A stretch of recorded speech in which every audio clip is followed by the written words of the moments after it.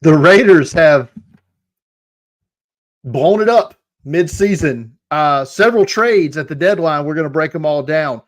Are any of them meaningful? We'll talk about it. We're going to have some fun discussion tonight about the best offensive linemen in the upcoming NFL draft class, and it's Senior Bowl season.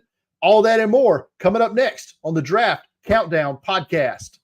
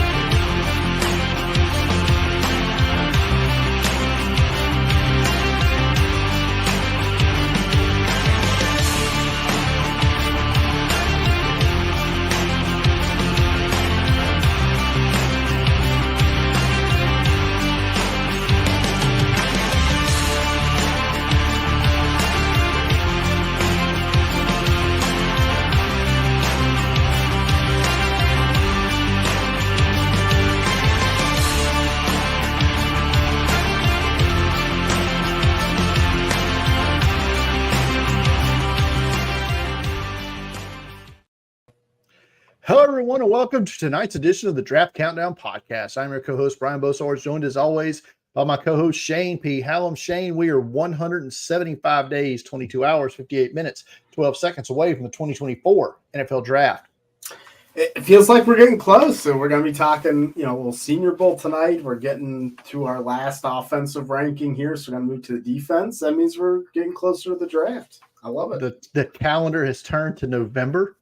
This is prime football season, right? We're in the middle of it in the NFL. College football is in that home stretch of the regular season.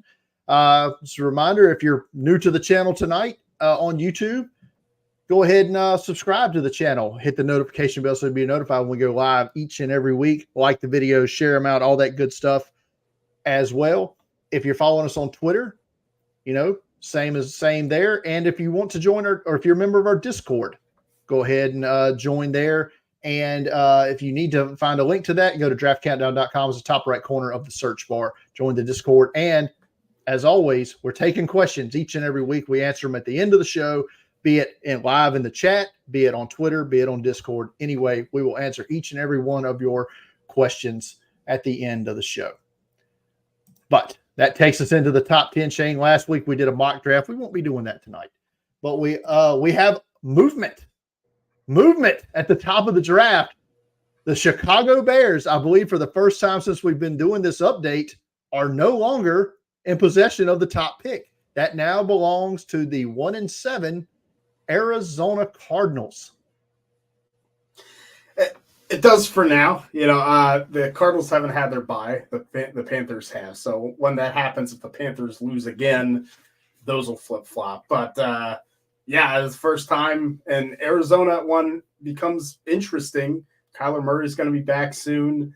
I think that's a harder sell maybe to take a quarterback at 1 overall than the Chicago Bears would be. Speaking of the Chicago Bears, they now own the number 2 pick by way of Carolina and the number 3 pick, which is their own.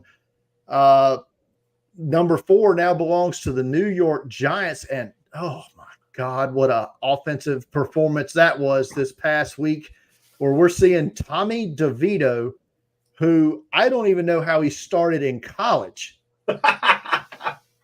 is he going to start this week?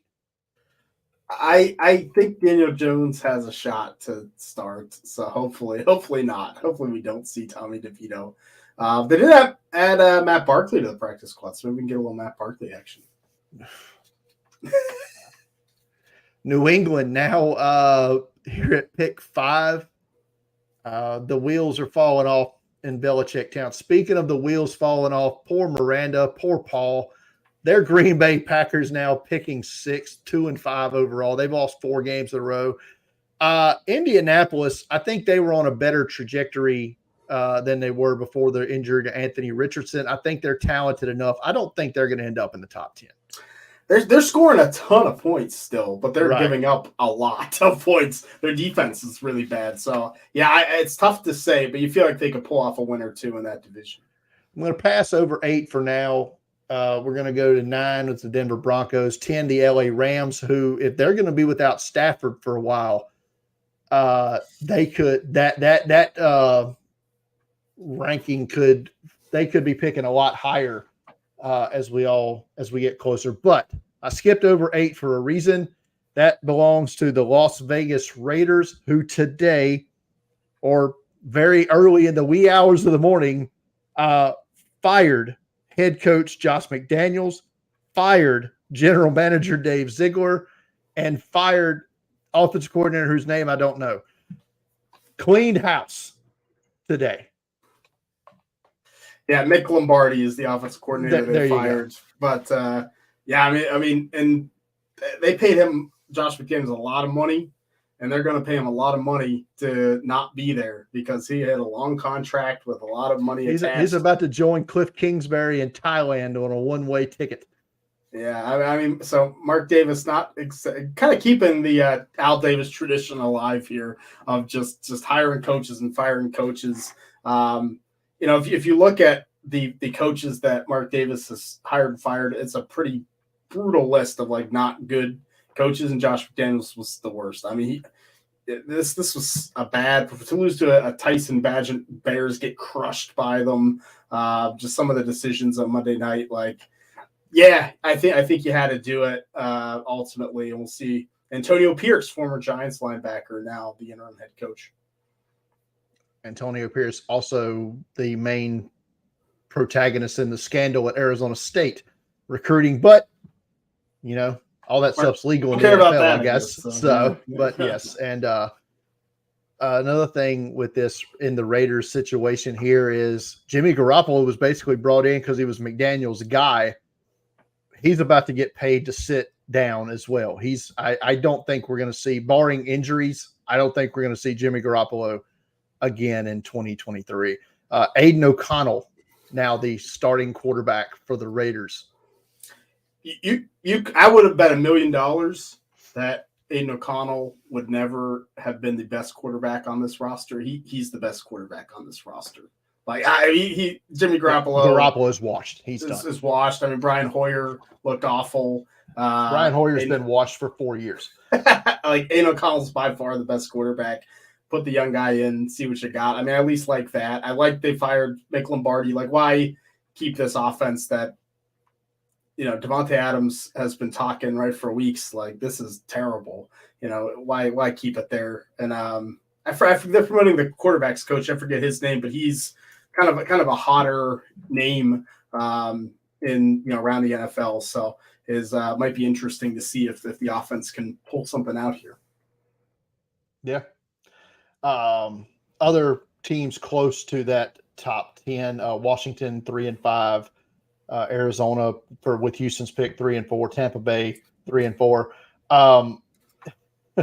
We joke about the Saints a lot, but yeah, they're tied for the division lead because the NFC South is just it's bad.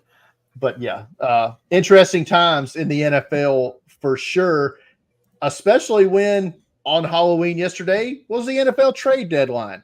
And I think we as fans, we see the NBA, we see Major League Baseball and all the fun those fan bases get to have on the trade deadline day. And we want that, right? We want that for our NFL fan bases, and we just don't get it. It's almost a big nothing burger every year.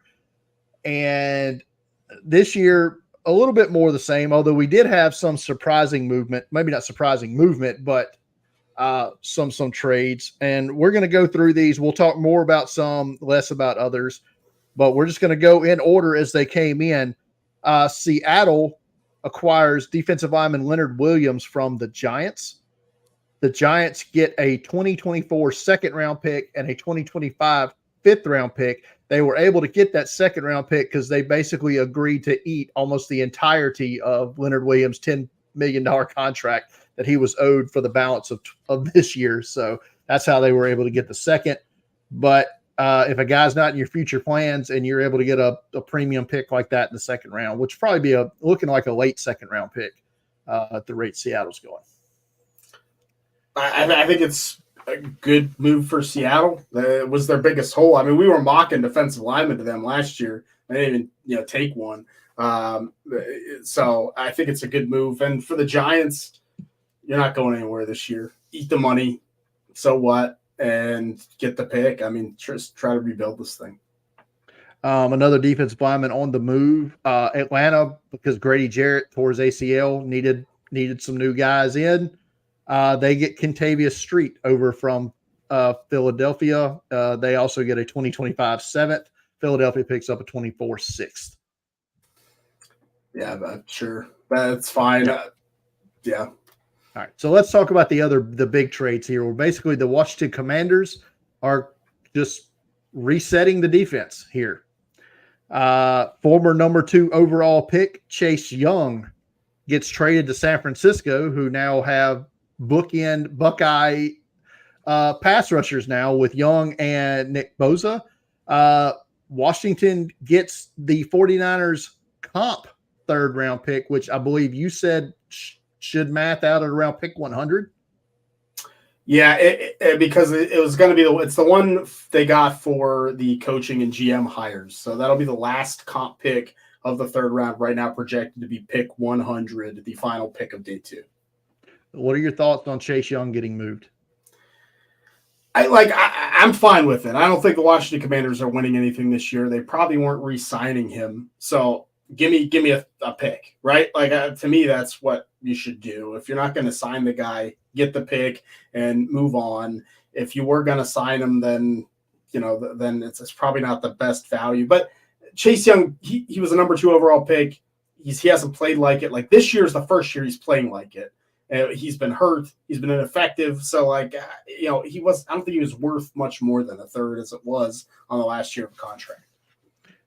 And essentially, if you think about it like this, if you're not going to re-sign him and Chase Young gets a big contract in this offseason, which he probably will, then you're going to get a 3rd round comp pick in 2025. So you're basically getting a year's advance on that 3rd round comp pick if you think of it like that. Right. Though, if you sign some guys that could go away, Right. So, but like you said, I think you're guaranteeing yourself that comp pick. So I don't mind them taking, pick 100 instead of the 49ers 3rd rounder with a couple picks higher. Like, who cares? I think maybe the surprise of this was that they got more compensation or higher compensation for trading defensive end Montez Sweat, who was a 2nd round pick coming out of Mississippi State in the same draft class as Chase Young, correct? Yeah.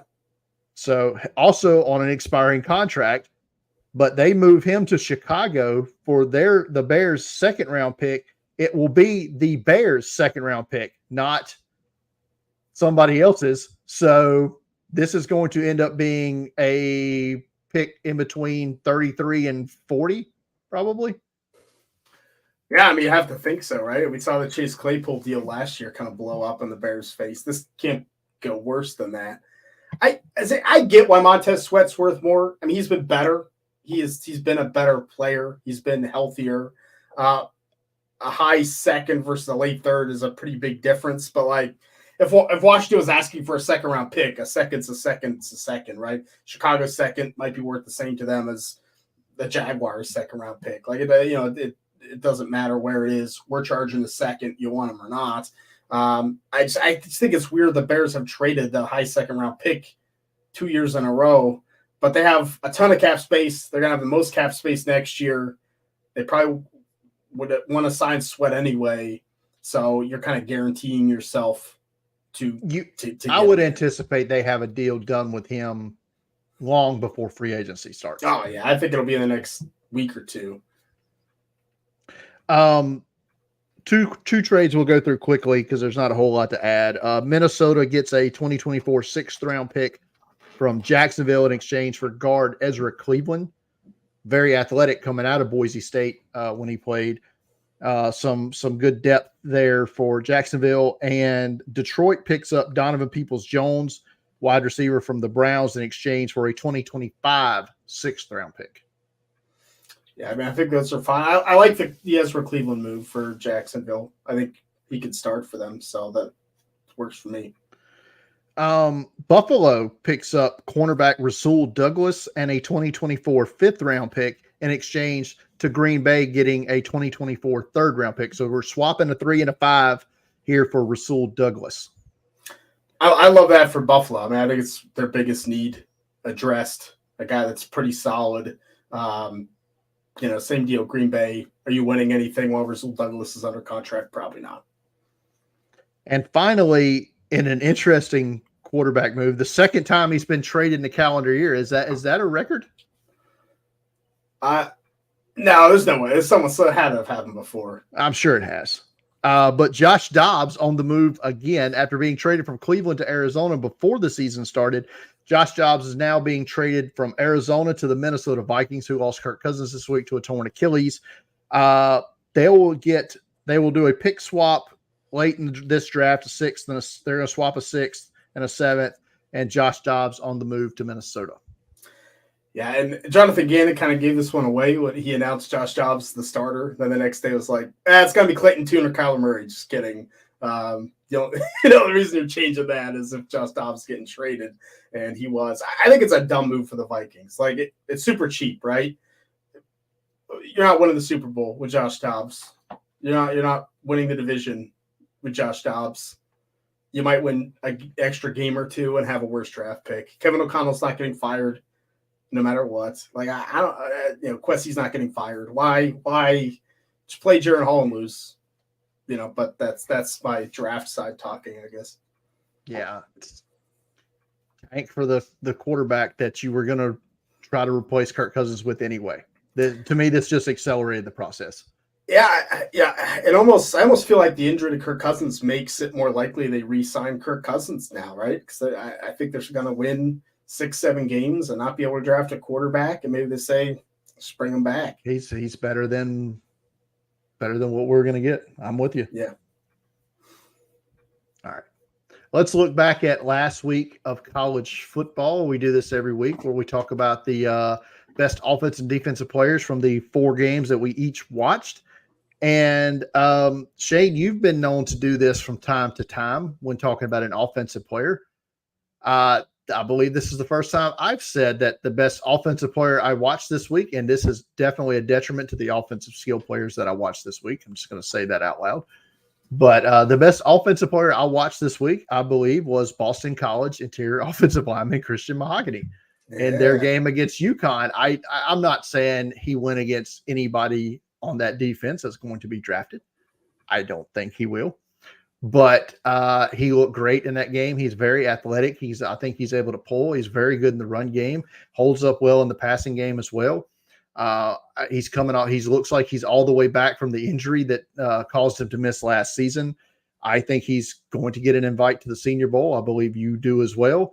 So it's just, I think this is the first real look I had at him, and I saw an athletic player that could sneak his way into that top 100 talk by the time we're all said and done.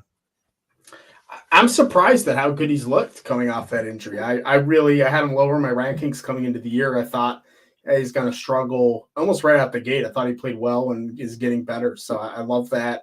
And I don't know, it feels like a day 2 interior lineman. Yeah, it does. Who's that offensive standout for you? Yeah, look, we're going small school here. I got to watch Holy Cross versus Fordham. I'm going with Jalen Coker, the wide receiver for Holy Cross. 5 catches, 102 yards, and a touchdown. Probably going to be like borderline draftable, but I think he's a name when you look at the small school skill position players, probably one of the best. 6'3", 213, really ran down the seam. He was the most athletic player on that offense. Like, I think he's going to have a pretty athletic workout. I think you combine the size and the athleticism and the production, it becomes really intriguing. So yeah, Holy Cross, I was really impressed with their offense in this game. Well, I'm just going to ask you about this because we talked about it off air. So I'm going to let you elaborate a little bit on this interior offensive lineman from Holy Cross that you were enamored with. Yeah. CJ Hansen, who we're going to add to our watch list here as we watch through. Just guard that's been lot of experience, 6'6", like really long arms. And I mean, he was pulling for Holy Cross. So, I always love to see that for small school linemen. Can they pull? Can they get out in front? Do they have the athleticism to do that? Because if not, you're not playing in the NFL. And he was doing that. They were kind of just run a lot of those kind of counter plays behind him that worked really well. I thought he was a big catalyst for that offense. Maybe an intriguing, once again, late round undrafted free agent type. Part of that's why what you just said, those traits are why you see North Dakota State offensive linemen have so much success coming into the NFL, because they operate just like that. Best defensive player I watched this week, and I feel like this is the second time I watched Virginia Tech. Both games I've watched him, he has dominated, and that's the former Florida transfer Antoine Powell-Ryland, edge rusher from Virginia Tech. Big sack numbers this year. Had 2 more sacks this week of Garrett Schrader against Syracuse. He's just he gets around that edge and he just flattens and just explodes into the quarterback. That's what you want. That's number one you want to see from an edge rusher. He does that very well. Only 245. I think he's 6'2", 245. So he's probably going to be a stand-up, backer at the NFL level. So he's going to have to learn how to operate in space a little bit more. But I think as a third down, go get him, I think there's a lot of value for someone like Powell-Ryland at the next level. Yeah, super interesting. I think Virginia Tech's starting to play well. Powell-Ryland, he has the production in one of the better offensive line conferences. To me, that's a big, a big tick for him as a potential day 3 draftable player. Has kind of the pedigree, like you mentioned. So Miranda will be happy. She's a Hokie, so be good. There you go. Who was that best defensive player you watched this week? I got a big name for me. It's Braylon Trice, the edge rusher from Washington. It's kind of disappointed me this year. Like, I was expecting to come in and see dominance, and this game against Stanford, despite Stanford putting up 30-some points on Washington, Braylon Trice was dominant. 4 quarterback hurries in the game, had a sack.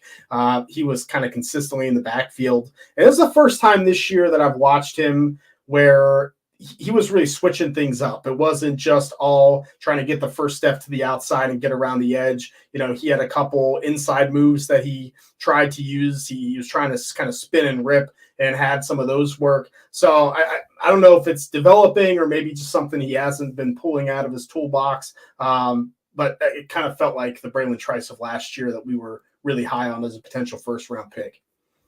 Yeah, well, we'll talk a little bit about them in a minute, because I'll be watching them this week, and I expect them this week. He'll probably have some big numbers this week. So with that said, let's move on to week 10 now of college football, and 8 games again for us this week. And I'm going to double up tomorrow night, Shane, starting at 6:30 p.m. on ESPN2. They call it the Battle for the Belt because they give out a championship belt as a trophy. South Alabama hasn't beat Troy it's been a minute. They're going on the road to Troy, and we've talked about both of these teams this season. We both watched South Alabama at least once, I think, and Troy's they've got some good players. I think we like Richard Gibonor, their linebacker prospect, Kamani Vidal, one of the best running backs yardage wise in the nation this year, and we like their safety Dale Pettis a little bit. South Alabama, we've talked about LaDamian Webb, undersized running back, but he's putting up big numbers this year as well. I wanted to talk about a receiver because I'm going to mention him a little bit later when we talk about your Senior Bowl picks. Second leading receiver in the FBS right now, yardage-wise, is South Alabama's Colin Lacey. And I think he's got a chance. He's 5'10", 190. He may not be in the draft this year. I don't know. But he's we've got him as a 4th-year player, so he's probably going to operate in that slot area at the next level. But he's putting up big numbers. He can go downfield and get the ball. He can make the short area. He's got that short area quickness, can separate. I think Colin Lacey's got an NFL chance. No, I think he does have an NFL chance. I don't expect him to declare this year. It's kind of, this is what I felt like Devin Boyson was going to be. This was kind of his role, and now Colin Lacey. He was injured. Yeah, he got hurt and is out for the year. Colin Lacey stepped in immediately. So Yeah, I'm a fan, especially as a college fantasy football guy. Like Colin Lacey's been phenomenal. So that's a good call. And I like Ian Banks, South Alabama safety. I watched the other day play some special teams. Another guy maybe won't be in this draft, but he's a name that's been rising up my list. Quickly, what is your thoughts on Carter Bradley, their quarterback? I was hoping for better things. Like coming into the year, I thought, okay, maybe this is a guy that could have a chance to be in a camp, do something, and he might still have that chance.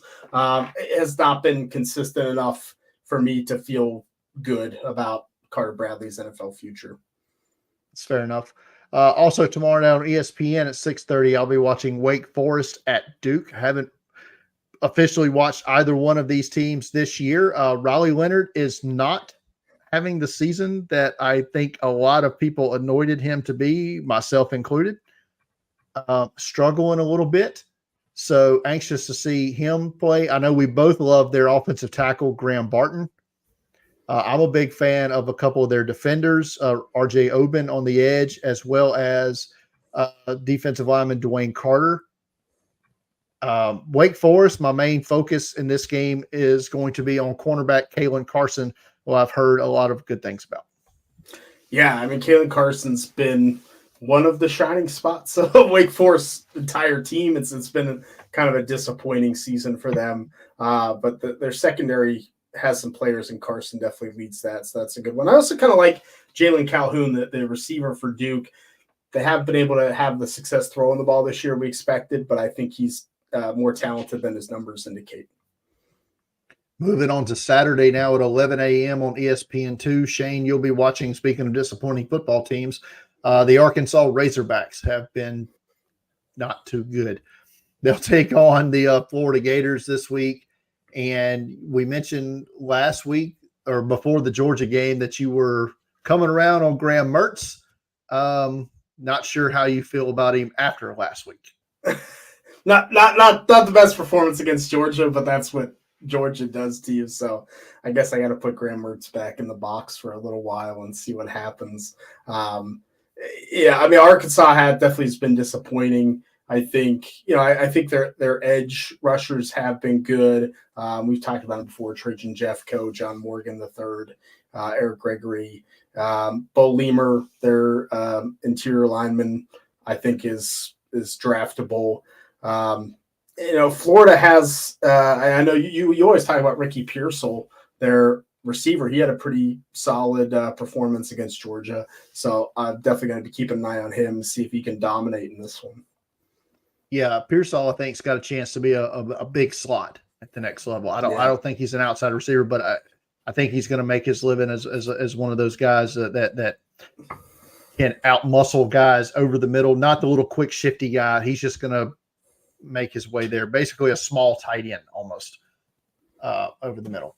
Shane is why do I feel like you watch every year we've done this? I feel like you have watched this game every year. It's always a great game. I'm not kidding. I feel like North Dakota State at South Dakota State, 2 p.m. on ESPN Plus. Every year you're on this. You never take it. You can take it, bro. I don't take it. You're right. But I feel like we flipped roles here. It's normally North Dakota State is the school that is more talented and dominant of NFL prospects. That is not the case this year. The Jackrabbits loaded Garrett Greenfield, Isaiah Davis, the running back, Jaden and Jackson Janke, the wide receivers, Mason McCormick, offensive lineman, Zach Hines, tight end. These are all guys that could be drafted out of South Dakota State. I don't think they're all will be drafted, but at least I think 4 of them probably will be, though. Yeah, I think at worst case, all the names you said are going to be in camps, going to be signed, right? So that's pretty good for South Dakota State. I like Isaiah Davis, the running back there. I think he'll definitely be drafted day 3. And Garrett Greenfield, light, but some of the zone blocking schemes, I think are really going to like him. North Dakota State, not too much this year. I think Jalen Sundell, their interior lineman, maybe has a shot to be something, but it's a little bit barren there for up north. Yeah. 6:30 p.m. on ESPNU. I will be watching SMU at Rice. SMU has been just beaten beating people down here recently, man. They're going out in a blaze of glory there in their final year of the American Athletic Conference. And they've got some NFL guys on this roster. I like Ja'Kai Clark, their interior offensive lineman, their interior defensive lineman. Elijah Chapman is a good player. Rice receiver Luke McCaffrey been getting a lot of buzz here lately in draft circles as a potential draftable wide receiver. Brother of Christian McCaffrey, so you have the bloodlines. You know that McCaffrey family has put numerous players into the NFL. Luke McCaffrey, former quarterback at Michigan, he's bumped around places, but athletic. He's big, he can move, and he's kind of honed those receiver skills. I think finally this year you're seeing that as they put up big offensive numbers. He's getting open, doing things after the catch. I think he gets drafted this year. I may have them confused. I think Luke was at Nebraska and Dylan was at Michigan. Oh, I think you're right. That was my fault. Yeah. Look, I'm getting all the McCaffreys confused. Too many McCaffreys, man. Too many McCaffreys.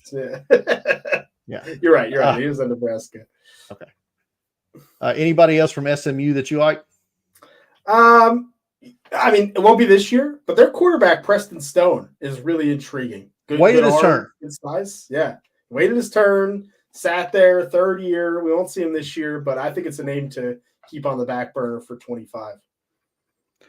6:30 p.m. on ABC. We won't have to keep many of these names on the back burner for the 2024 draft. Washington at Southern Cal.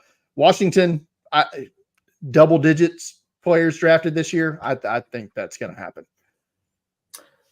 I think you're going to be darn close at the very least. If they all declare, then you're going to get double digits. Southern Cal probably will not have double-digit players drafted, but they could have the top player drafted, and that's quarterback Caleb Williams. Been on the struggle bus here lately, and we'll see how that goes. This is going to be a fun quarterback battle with him and Michael Penix. I think that's the attraction here, and we've raved on and on about the wide receiver prospects for Washington, but a player we haven't talked a lot about. Tell me if you've seen, is he back to injury form, pre-injury form here? Zion Fatui from Washington. Are we back to top 100 draftable player here? I think we're getting there. I actually considered him for my defensive player of the week because he played well against Stanford too. Not quite as well as Braylon Trice, but I think you're starting to see that fervor get back. Top 100, maybe not, but I think round 4, round 5, it might end up being a steal for ZTF. So a lot of good prospects in this. And we had Dane Brugler from The Athletic come out today, and he has moved Drake May above Caleb Williams, kind of the talk, the buzz of the NFL draft world. So we'll see if this game for Caleb Williams, he can get it back. It feels like that's been building for a while now with a lot of people. We're not there yet. I'm not going to be there, but it can, unless Caleb Williams wants to play Notre Dame every week, I think we'll be good. Yeah. Another guy I want to keep my eyes on heavily this week is Washington offensive lineman Troy Fautanu. Seen a lot of buzz about him as well. He's a beast. I mean, playing left tackle. Yeah, but we're projecting him inside, right? Yeah, and I think he's going to be one of those on the line that we'll have to decide at the end of the season. Right. Do we move into tackle? I think it depends on the team, but I mean, he is. I think. Does his tape think that he can stick outside? I think his tape last year said no, and his tape this year says yes. I didn't think so coming into the year. This year, I'm like, oh man, he's moving a lot better. Maybe he drops some weight. So in the situ, you know what? We'll table that because that could be a discussion for a little bit later. Always this game is loaded, right? In NFL talent, and you're going to get this one. It says 6:45 on CBS. This game ain't started at 6:45, folks. Maybe 7:15. This is about the time it's going to kick off on CBS. LSU at Alabama. What can we say? This is loaded. Brian Kelly's trying to become only the 4th coach to beat Nick Saban, in back-to-back seasons, and Jaden Daniels is trying to become the first quarterback to beat a Nick Saban coach team in back-to-back seasons since Drew Brees at Purdue. Wow. He was the Michigan State coach. A quarterback has not beaten Nick Saban back-to-back years. Jaden Daniels trying to do that this week. You mentioned Dane Brugler's top 50 players. His number 3 quarterback. It's not Bo Nix. It's not Michael Penix. It's Jaden Daniels from LSU. We talked about it a few weeks ago. I think he is definitely on that trajectory. I think he is firmly in the top probably 60 prospects right now for sure. I think I had him in my new board that high this week. I think I had him in the 50s, I believe. So he has definitely moved up. I'm anxious to see how he plays in this game, because this game is always, to me, like when you're looking at prospects, when you're looking at SEC prospects, how did they play against Alabama? So this is a litmus test, I think, for Jaden Daniels this year. And I think the game last year is what put him back on the NFL draft radar. You're like, oh, okay, well, this guy can play. And this year, now Jaden Daniels is throwing the ball well. So yeah, I mean, he's going to get first round buzz at some point. And I think LSU can beat Alabama in this game. So I'm excited to see that matchup. You know, another player to talk about as a potential top 100 pick is Alabama receiver Jermaine Burton, who's come back out of nowhere, had hype last year, did nothing, transferring from Georgia to Alabama. This year, he's been the favorite target, at Alabama for Jalen Milroe. So we know he has the athletic talent. Now the production's matching for Jermaine Burton. I think he's an interesting name to watch here as we move forward in the process. Unfortunately, one player you will not see this week is LSU defensive lineman Mekhi Wingo. He has surgery, and his 2023 season is probably over. Their hope is that he can get ready for the draft process, though. Yeah, I think I'm higher on him than most people. Seeing the early weeks, we'll see if he enters the draft. If he enters the draft, he has that kind of talent. Yeah. Finally, this week, 9 p.m. on ESPN, Oregon State at Colorado. Their offensive line is so wrecked. Like, I see South Carolina's offensive line on a weekly basis, and I feel good about their offensive line compared to Colorado's. And Shadur Sanders is taking a beating week in, week out. I'm anxious to see how they do this week. Oregon State, they took an L last week, right, against Arizona. Yeah. And Arizona's 5-2, man. And I don't know how they lost to Mississippi State. That's a game they probably wish they could get back, to be honest. But Oregon State, they've got 2 offensive tackles here. I think one maybe ends up inside. But Joshua Gray, Talise Fuaga, both of those guys could be at the Senior Bowl this year. So they're protecting DJ Uiagalelei, who is having a bounce back season. It is a quarterback that it's borderline Senior Bowly. Yeah, I wonder if he goes back for another year and tries to solidify that. But they have a young freshman in the wings there. I mean, DJ Uiagalelei is draftable. You're 6'4", 250 with that kind of athleticism. You're drafting him. I also like the receiver Anthony Gold. I almost put him on my Senior Bowl list. Very close. 4.3 speed. He's going to be one of the fastest receivers in the draft. And those guys at the Senior Bowl always look great. So he's a fun name. Yeah, we talk about that every year, and you're like, well, just because those little short, fast guys dominate doesn't mean it's going to translate. It early on, it seems to have translated for Tank Dell. Tank Dell, it worked well. So I had to eat crow on that one. Yeah. All right. So that's going to do it for our look ahead to week 10. Now brings us to the sad Shane segment of the week. Look, the good Brian segment, though. Look at you. Shane, 3-7, man, on the lock of the week. This is not good. Last week you picked Florida to cover 14.5. I immediately bet Georgia. And you won. See, that's all you got. Handily. Yeah. I hit last week with Troy handily beating Texas State on the road. So I'm up to 6-4 on the year. Shane 3-7. Shane, I even suggested, man, maybe you pick an over/under this week. Let's change it up. Let's try something different. Yeah, But I don't think that's what you're going to do. Everyone's like, "Don't pick my team," right? That's what we're getting now. Don't pick them. Well, yeah, I'm not doing the over under. I'm calling for an outright upset. I'll take the points here. Kansas State plus 4.5 against Texas.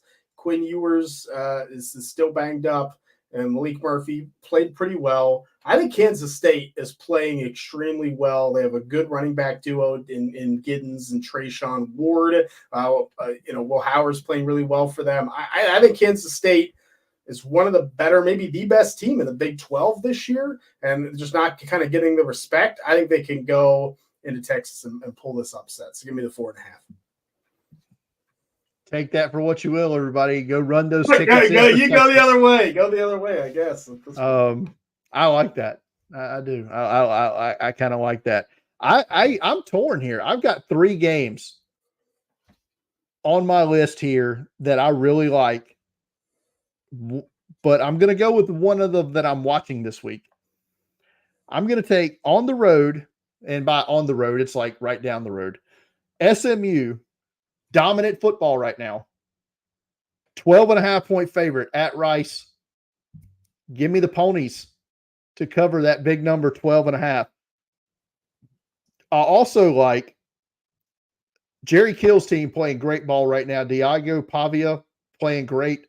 Yeah. They're a 3-point favorite at home against Middle Tennessee. I like New Mexico State there. Yeah, also like UNLV minus 9.5 at New Mexico. But lock of the week this week is SMU minus 12.5 at Rice. All favorites. So parlay all 3 of Brian's, and I guess Texas if you want minus 4.5 as well. Get all those favorites. If you want to be cussing at the one game that screwed your parlay, throw Kansas State on there. Yeah. But if not, then bet on Texas to cover. All right, that's going to do it for our lock of the week segment. All right, we're going to wrap up our offensive player ranking top 5s here of players that we expect to enter the draft, and I'm going to make a last minute change to mine because I didn't take to the expect to enter the draft part of this. So I'm going to drop one of my guys out and add somebody else in. But we're going to get that's good stuff. Yeah, see, look, Dwayne doesn't want me to pick Southern Miss, so everyone's let me tell you, it doesn't matter.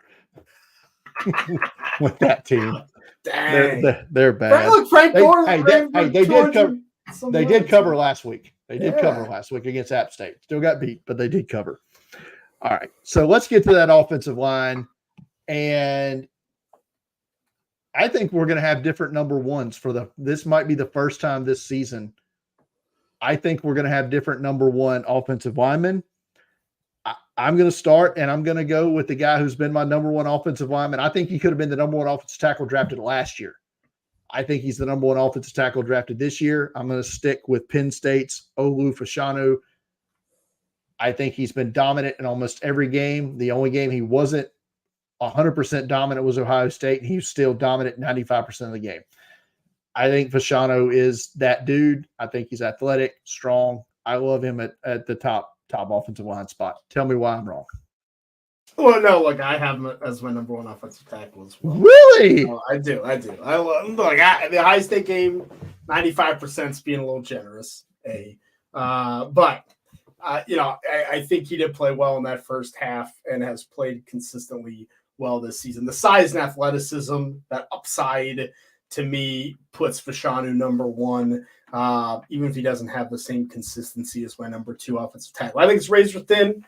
I'd be happy with either one, but I think what you said about Olu Fashanu from Penn State is accurate, and he'll probably will be a top 5 pick.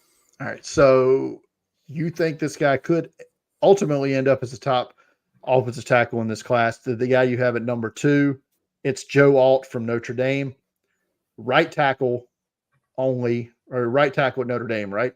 And we're going to talk a little bit more about that later, but talk to me about Joe Alt and why you like him almost better than Olu Fashanu. Well, he's playing left tackle. Blake Fisher's the right tackle there. So No, you're fine. I like the consistency. I mean, Joe Alt started from day one, 18 years old, freshman season, and was a Notre Dame has played and has been consistent in that. Is he overwhelming with his power? Is he overwhelming with with the athleticism? Not always, but the hand placement's consistent, the footwork's consistent. He plays smart. He can pick up a free rusher, like plays really smart. Maybe the upside isn't there for Shanu, but I think the consistency. Put Joe Alt on the Patriots. I think he's a 12-year left tackle who excels under Bill Belichick, for example. And very well could be where he ends up. Might be. I don't know if we're gonna have the same number 3 or not. My number 3 is a definite upside guy who I think has flashed, but was injured a little bit this season. I'm going with Georgia's Amarius Mims, 6'7", 315. I've got him number 3 on my board. I mean, he's dominated in the SEC since he's taken over the reins there, and he seems to only be getting better. Like he's good now, but a lot of upside, I think, with Mims. Yeah, so I am torn on Mims. He might be on my list. I'm not sure if I think he's going to declare for the draft or not. That's my number 4 is who I'm pulling out. And that's my one hold up that I might pull Mims out, like 6'7", 315, like you said, high upside athletic freak. I see it. But I think with the injuries, or if Georgia loses the SEC to LSU or so, to Alabama or something and get knocked out of the playoff, I could see him coming back to school. So I'm leaning towards not having him on my list, but would be in my top 5 if I thought he was going to declare. He very well might, and could be a first round pick. So I don't think it's a bad option there. All right, so who's your number 3 then? My number 3, I'm way too high on this player, and I wrote about him for the site. It's clearly one of my guys. That's Kingsley Suamataia from BYU. Just a little bit on the smaller side, but he can move. I mean, he wrecks. Moving off the snap, is a great run blocker. Crack back, like he is making that BYU offense run, and you see. He's on the freak list, 5-star recruit at Oregon that transferred to BYU. And I think from the time he stepped on the field, you can see the athleticism. He matches any edge rusher he faces. I think Suamataia is going to be a late riser. I think he will declare as well because of the pedigree, and you're not winning much at BYU in a year. So he's 3 on my list. I had him at 4 on my list, wrote down to talk to him, but I just talked myself out of it because I think because of the size, what you said, I think he stays another year, adds a little more bulk. Plus, how many times do BYU players come out early? That's true. It doesn't seem like it happens a lot, right? So that's why I'm pulling him back out of I had him at 4. I'm pulling him back. So now I'm going to plug in Alabama's dominant. And I mean dominant. Their other 4 offensive linemen have not been dominant. The hold up, the mainstay here, the prize fighter is J.C. Latham on the right side, who at 6'6", listed at 305, I think he's bigger than that, has just mauled everybody all season long. I love J.C. Latham's game in both the run and as a pass blocker. I think he could actually go higher up the board when the process is done, but I'm moving him up to 4 on this list. I'm gonna put him at number 5 because I'm with you. I think he does declare for the draft. I think, like your list, I take Amarius Mims slightly over J.C. Latham for the upside, but I think Latham consistently productive this year on that left side. And when Alabama's offense is rolling, especially in the run game, they're going to the left side. Like once they start doing that, it works. Tommy Rees just go behind J.C. Latham and you're good. So, but he's my number 5. So who's your number 4? Is it Mims? No, I'm going with a guy we talked about earlier in the show. I'm going with Talise Fuaga, offensive tackle out of Oregon State. maybe has played the best out of any offensive tackle this season that I've watched. And he's big. I mean, he's 6'6", he's 325. I thought, he could be an interior lineman potentially, but he's played really well in terms of the offense. So playing on the right side, it's probably where he plays in the NFL. But like Talise Fuaga gets his hands under you and drives you back. I mean, that the run game is working for Oregon State. He's there. I don't think he's allowed a sack this year. Just a really dominant performance of a guy coming into the year I wouldn't expect to have been in my top 5 offensive tackles. Yeah, he stuck out to me when I was mainly focusing on Joshua Gray, who's also very good and has a chance to be drafted in the top 100. Yeah. He's their left tackle, as you mentioned. So J.C. Latham is going to be your 5, correct? Correct. Okay. So Latham was my 5. For this exercise, I moved him up to 4 because I don't think Sal Matea is going to be in this draft class. So number 5 now on my list is a guy who has really stood out to me, from some of the tape I've watched. And I think he's another guy who's got some high upside and great length at 6'7", 315, is Houston offensive tackle Patrick Paul. Is a guy who's really, really emerged to me a lot. I consider Graham Barton here as well, but I think Patrick Paul, high upside here. I think he's going to test well, has a chance to come down to Mobile as well and have a big week. So I'm going to go with the Cougar here. Yeah, he's definitely in that next tier for me. I love the length. I think that's going to be awesome. I think he'll get a lot of hype in Mobile for sure. It's kind of a good group of older offensive tackles, I think, after the ones that we covered. To me, that Patrick Paul's a part of. Tyler Guyton from Oklahoma, Graham Barton from Duke. AJ Cornelius, the Rhode Island transfer at Oregon, is another guy who I think is going to get some buzz as well. And did you mention Jordan Morgan at Arizona? I don't know if you did. I did not, but that's another good name. That's another good name. Anthony Belton, NC State, is another one. This is a good tackle class. I think is the grand way of putting it. Now, neither of us picked an interior lineman. We did not. So you want to touch on who I think. I mean, I think we both have these as the top 2 guys: Cedric Von Prawn, Georgia; Cooper Beebe from Kansas State. Yeah, those are the top 2 interior offensive line. All right, so let's quickly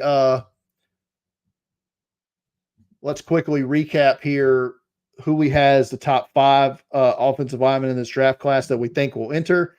I have at 1 Olu Fashanu, Penn State; 2 Joe Alt from Notre Dame; 3 Amarius Mims, Georgia; 4 J.C. Latham, Alabama; and 5 Patrick Paul from Houston. Shane's top 5 offensive linemen in this class that he thinks will declare: number 1 Olu Fashanu, Penn State; 2 Joe Alt, Notre Dame; 3 Kingsley Salmatea from BYU; 4 Talise Fuaga from Oregon State; and number 5 J.C. Latham from Alabama. So that is our top 5 offensive linemen in the 2024 class that we think will declare. Good year to need an offensive tackle is the answer to this question.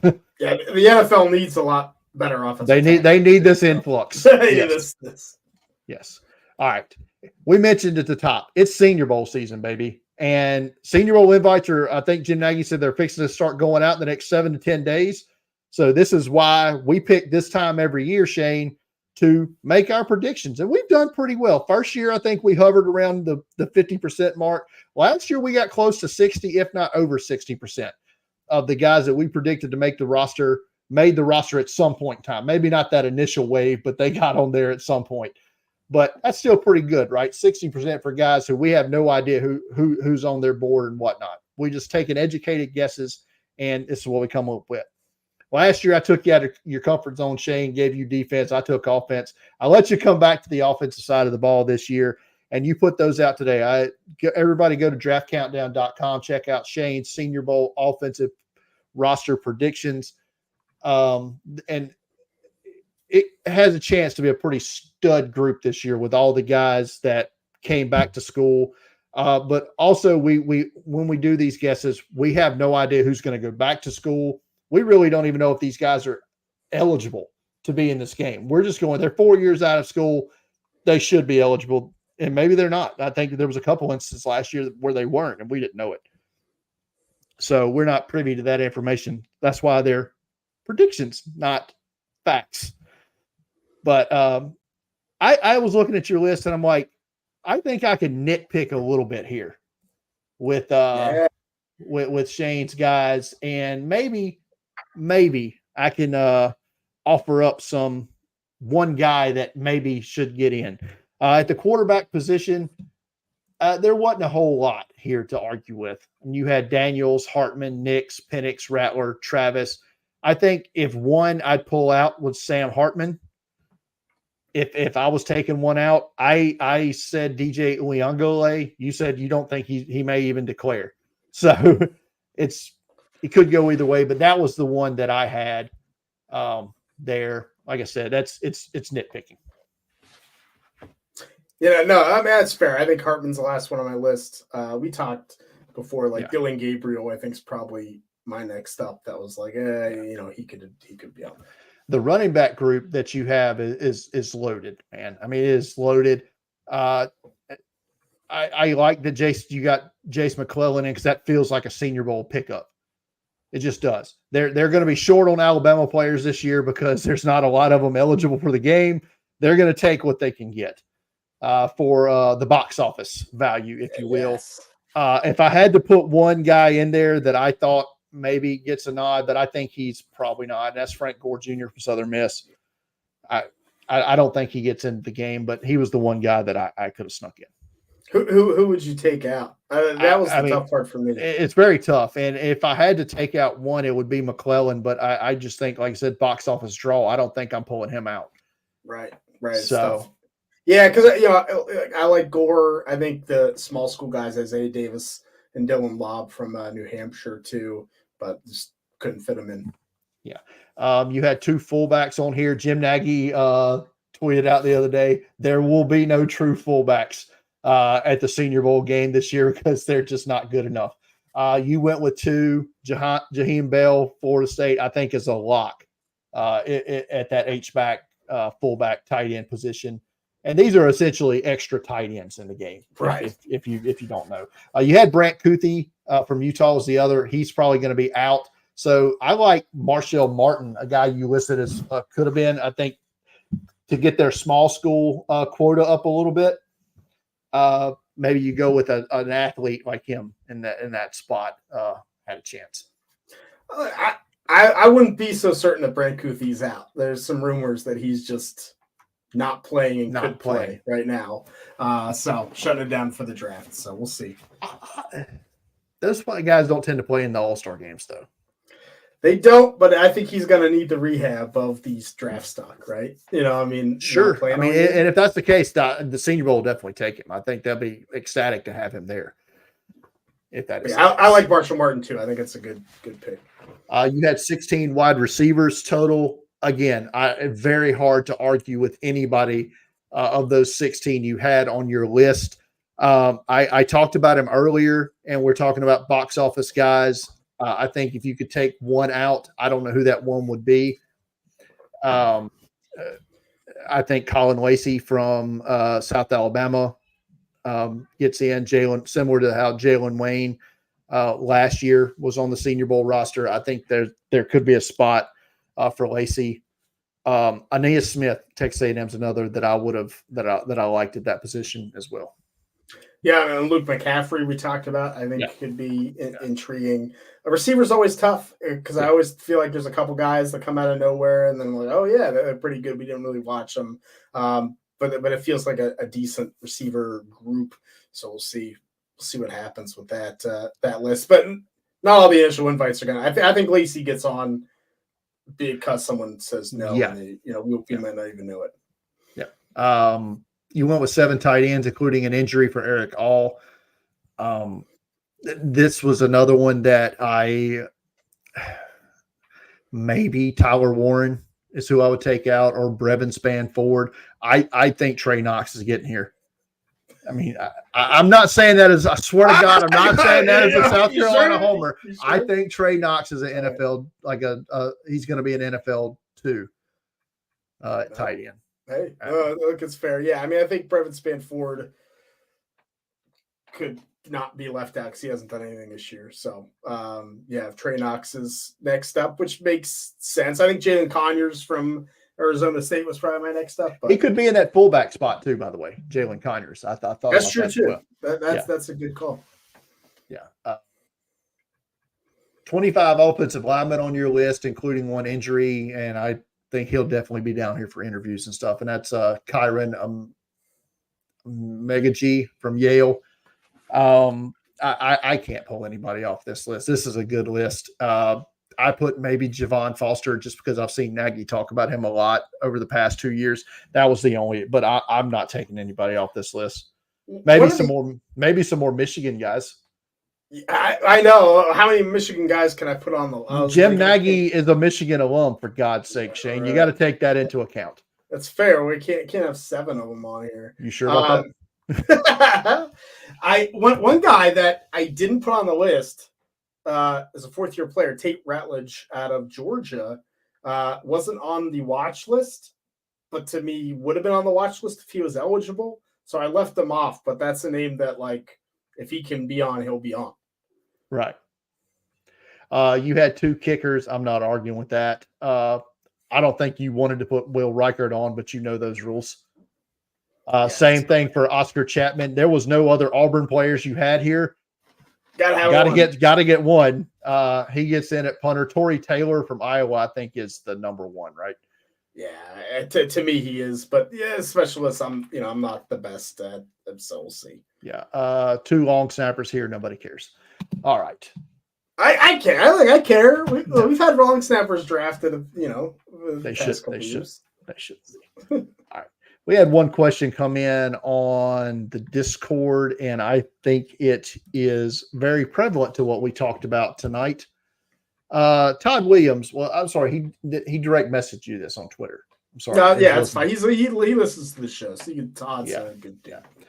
He said you can answer this question via the podcast. He said, I'd like to know the process of player evaluation to switching from right tackle to left tackle. Would you pick or bypass a top-ranked guy like Alt to play on the opposite side? What are the qualifications, or vice versa, of going from left tackle to right tackle? A really good question, because I think it is a tough evaluation to say, this offensive tackle is really good. We need a right tackle. We'll just put him there. You see a guy like Darnell Wright last year, right? I mean, great right tackle, but no one was drafting him to play left because he was kind of heavy-footed, and so that kick slide to the left side is a harder evaluation to say, he can handle those type of pass rushers. I think in the NFL, we are losing that, like, the left tackle is the better guy. Like, that's going away, and we have a lot of good pass rushers that are attacking right tackles. But I think for the left side to kind of move to your left, most linemen need a little more athleticism, need to be a little more quicker on their feet, a little more quicker hands. Like if I want to move a guy from the right side to the left side, they have to really impress me. That's a tougher eval. Left to right, oftentimes I want someone who I know can run block really well. So it's like Joe Alt. Could he play on the right side? Probably. I probably wouldn't want to draft him to play right tackle.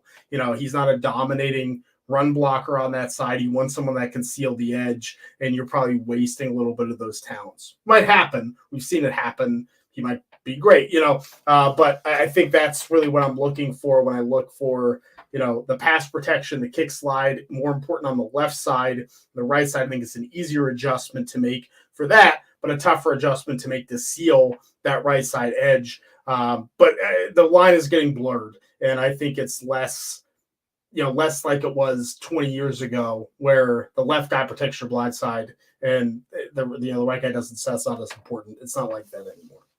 So let's say you're a team that should be picking in the mid to late, maybe 20s, early 30s, and you have your left tackle in place. Your right tackle is going to be leaving as a free agent, and there's the best available offensive tackle on the board is a left tackle. Are you confident in being able to move him to the right side? I wouldn't be fully confident with that. Like, I think most of the time when that happens, teams pass. They don't take that player, right? They'll take a right tackle later, or that sometimes we get that in the first round. We're like, why did they take this guy who we had rated 2-3 tackles later, that's because he played the right side of college and the other 3 didn't. And so we feel a lot more comfortable bringing him in. I think that's where teams are leaning, is where they feel comfortable. Now we have guys that have played both in college and can play both. That happens often, but that's big. And I honestly, I think playing right tackle in college right now is where it's at, because I think there's less of those guys that are NFL players, and you can get drafted higher now. We talked about it earlier, and I want to come back to it. It's another offensive line like type question, and we were talking about it. Tape 2 years ago was bad. Was it with Fatanu, right, from Washington? That's who we were talking about. Yeah. And you said his tape at left tackle 2 years ago was bad. You thought he would have to move inside. This year, overwhelmingly better. So how do you just throw out what you saw 2 years ago and stick with what you're seeing now because you think that is that the player now? Or is that stick in the back of your mind a little bit, the struggles, and like maybe they come back? If you had asked me this question 8 years ago, I would have said it sticks in my mind. Like I'll drop them or I'm unsure. But I think we've seen so many of those players work out, now just because of how the NFL's going, that it doesn't bother me. As long as the play this year is consistent, that he has the athleticism to be an offensive tackle, then I want to grade him as an offensive tackle. And I think you and I are probably going to have the conversation at the end of the year on numerous guys we have right now as interior linemen. Like, hey, we got to kick them back out to tackle or vice versa because of that. Yep. There you go. A lot of fun offensive line discussion tonight, right? I love it. Yeah, it's a big offensive line show. All right. Final thoughts this week, Shane. You said you had your Senior Bowl predictions. Mine will be up for the defensive side next Wednesday. Looking forward to diving into that and seeing what I can come up with. Again, I think it's a chance to be a very fun edge class down there in Mobile. Anxious to see who maybe I have to list as linebacker when I do my guesses, because there's a lot of those guys that are on the edge that they're going to have to stand up, whether they want to or not. This is where it's going. So we'll get into that. And are we going full 7 Monday, Shane? Yeah, I'm going. I think I'm going to do a 2024 now. With the trade deadline got me amped up, so we're going to do a 7-round 2024 mock. Probably with the draft order as it is that we announced on this show, just so I don't have to change it Sunday night. I'm excited for it. I'm kind of ready to. I've been starting to put it together a little bit. I love it. Love it. Love seeing them 7-round mock drafts with Shane, because that means I don't have to do one. All right. That's going to do it for tonight's edition of the Draft Countdown podcast. As always, if you are new to the channel, go ahead and subscribe to the channel, like the videos and share them away.